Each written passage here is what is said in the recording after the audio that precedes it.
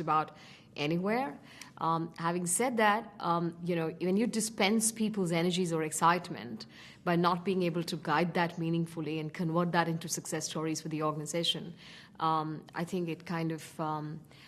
the regenerative energies in the organization sort of deplete. So I think what I want to say here in the context of getting everyone to think innovation is to actually unshackle their minds.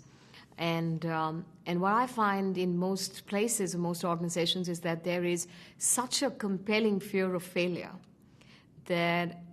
the mind is too fearful to want to think out of the box.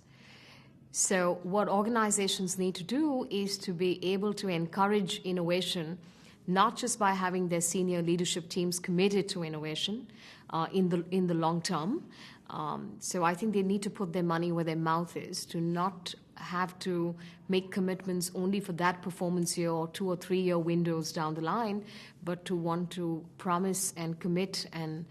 strive to get the organizations to sustain into the future. So I think for innovation to succeed in any large organization, whether the size of the organization I belong to, which is really large, 75,000 people, almost the size of a town,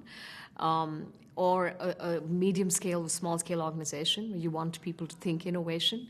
is to rid people of the fear of making mistakes, rid people of the fear of failure.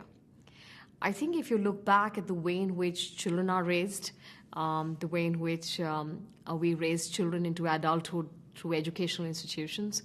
and what we expect and heap onto employees in the form of performance expectations, there is an unhealthy overemphasis on alignment and on believing that there is one right answer. So I think for so long as we force our children, and as they're growing into adults and young professionals, to start believing that there is only one right answer to a question, they will forever be too shackled in fear to be able to think out of the box and come up with great ideas.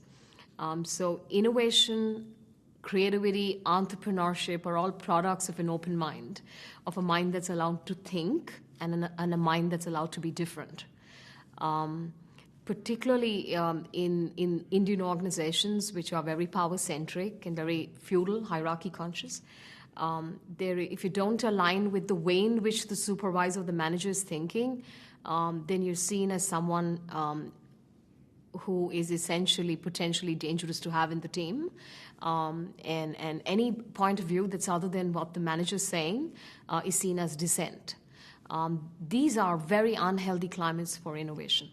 So the point I'm making is that if you really want innovation to become a religion, to become part of the culture, and you want everyone to feel excited about being able to come up with a great idea, if we do truly believe in the value and the power of human potential, where every single individual is capable of innovating and coming up with a great idea, then their minds need to be unshackled of fear of failure. So celebrating failure, seeing failure as the other side of success and innovation,